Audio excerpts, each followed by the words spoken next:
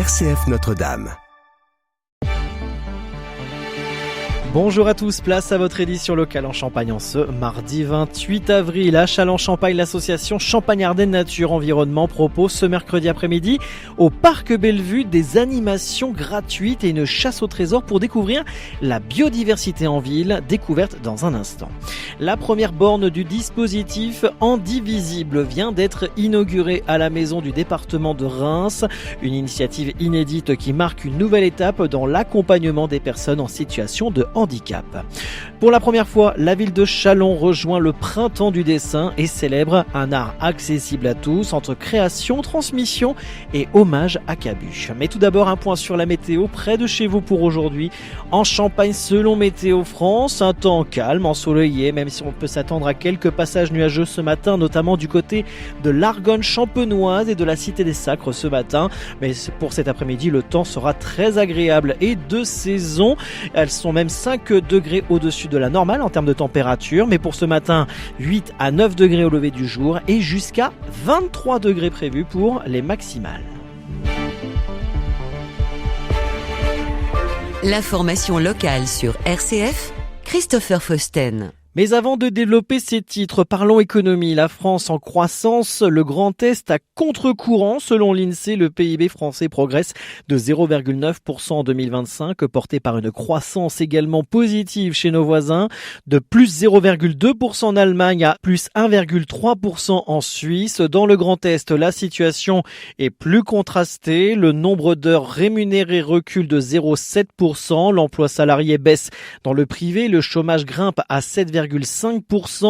Industrie, construction et intérim sont en recul, tandis que l'hébergement, restauration et le tourisme progressent.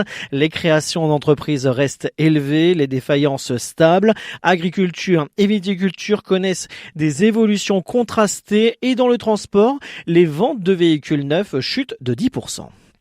À Châlons, en Champagne, la nature s'invite en ville. L'association Champagne-Ardenne Nature Environnement propose un après-midi ludique autour de la biodiversité ce mercredi 29 avril de 14h30 à 17h30 au quartier Rive-Gauche.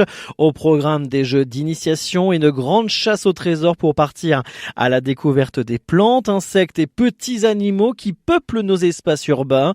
Une manière concrète de sensibiliser petits et grands à la richesse du vivant, même en pleine ville. Tanguy Pétiot, chargé de mission juridique au sein de l'association. Les personnes qui viendront au Parc Bellevue à ce moment-là pourront faire des jeux sur la biodiversité pour introduire la notion de biodiversité, donc avec des jeux sur les empreintes d'animaux, de connaissances sur les espèces, donc que ce soit des espèces végétales, animales ou des insectes. Après cette phase d'introduction avec des petits jeux, il va y avoir plusieurs ateliers qui pourront être proposés. 3 ateliers, donc un herbier, récupérer des feuilles, les identifier la plante, l'arbre et réaliser un herbier avec ça. Il pourra aussi y avoir une recherche d'invertébrés, donc avec des filets à papillons ou des boîtes loupes, donc surtout de l'observation. Une phase d'écoute d'oiseaux, donc avec une application qui est dédiée à ça. L'idée c'est de sensibiliser à la biodiversité et aux effets du réchauffement climatique, mais surtout de se dire que il n'y a pas la nature d'un côté et la ville de l'autre, il y a aussi de la nature en ville. Et donc il est tout à fait possible d'aménager un quartier, de réaliser certains aménagements dans un quartier pour améliorer la biodiversité, pour qu'il y ait plus d'espaces verts et d'espèces. Des propos recueillis par RCF Cœur de Champagne. Le rendez-vous est donné au Parc Bellevue. L'animation est gratuite, sans inscription et se conclura par un goûter offert. Une initiative menée en partenariat avec Unicité et Châlons Agglo. Faciliter l'accès à l'information pour les personnes en situation de handicap, c'est l'objectif de la borne Indivisible. Un reportage de Yannis Sirle. Mercredi 8 avril, Monique Dorgueil, vice-présidente du conseil départemental de la Marne en charge du handicap, et Arnaud Denis, directeur général d'Indivisible, ont inauguré la première borne Indivisible au sein de la maison du département à Reims. C'est le premier partenariat d'Indivisible avec une maison départementale des personnes handicapées, aussi dit MDPH. Arnaud Denis nous éclaire sur cette borne. Indivisible, c'est une solution, donc c'est une application totalement gratuite qui va permettre aux personnes prioritaires, donc des gens qui ont des cartes de priorité et d'invalidité, lorsqu'elles empruntent des files d'attente, au lieu de sortir leur carte et de devoir demander aux gens qui sont devant eux, qui vont télécharger cette application, se justifier auprès de l'application.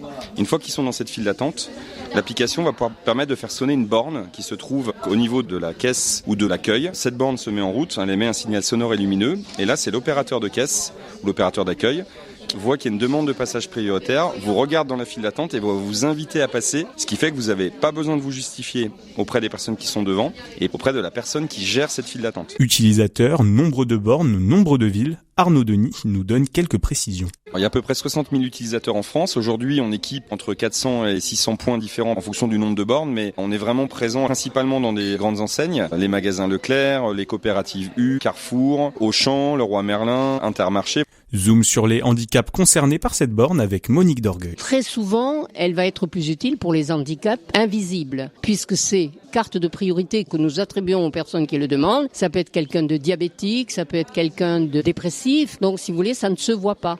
Mais ça peut déclencher des problèmes sur une file d'attente. Et donc ça évite aussi des histoires, parce que quand vous avez une canne ou que vous avez effectivement une chaise électrique, eh bien on va plus vous laisser passer, on voit le handicap. Tandis que quand on ne voit pas, on critique la personne qui se permet de prendre la place, qui est sa place d'ailleurs. Et là, ça évite un peu ce genre de difficultés. Un reportage de Yanis Hirle pour RCF. Pour plus d'informations sur la borne Handivisible, rendez-vous sur le site handivisiblettoutattaché.fr.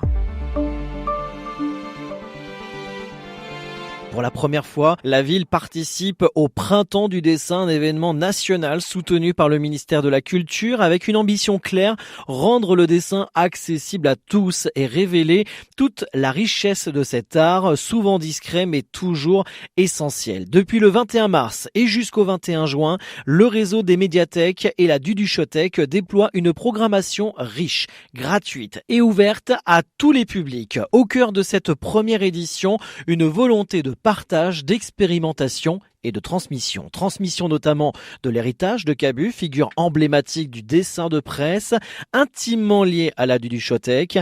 Exposition, ateliers, rencontres, concerts, dessinés ou encore jeux autour du trait et de l'imaginaire.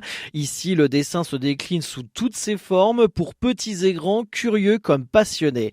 Un événement qui se veut aussi fédérateur en réunissant artistes, structures culturelles et habitants avec en ligne de mire l'envie d'inscrire ce Printemps du dessin dans la durée. Et justement, plusieurs rendez-vous sont encore à venir. Dès le 29 avril, la médiathèque Pompidou accueille un atelier ludique Dessine, anime, donne vie. Avant une seconde séance le 6 mai à la médiathèque Gulliver.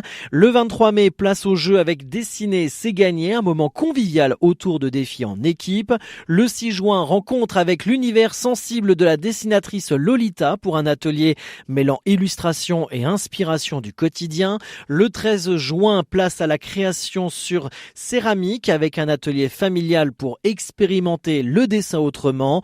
Et enfin, le 20 juin, une journée riche, un atelier bande dessinée animé par Thomas Priou pour apprendre à construire une planche. Et en parallèle, une rencontre avec des dessinateurs et dessinatrices pour échanger autour de leur métier et peut-être susciter des vocations. Sans oublier tout au long de l'événement des expositions et un jeu de piste entre la Duduchothèque et la médiathèque Pompidou pour explorer librement l'univers du dessin. À Châlons-Champagne, le Printemps du dessin s'impose donc comme une invitation à regarder, expérimenter et surtout à créer un rendez-vous culturel accessible, vivant et résolument tourné vers le partage.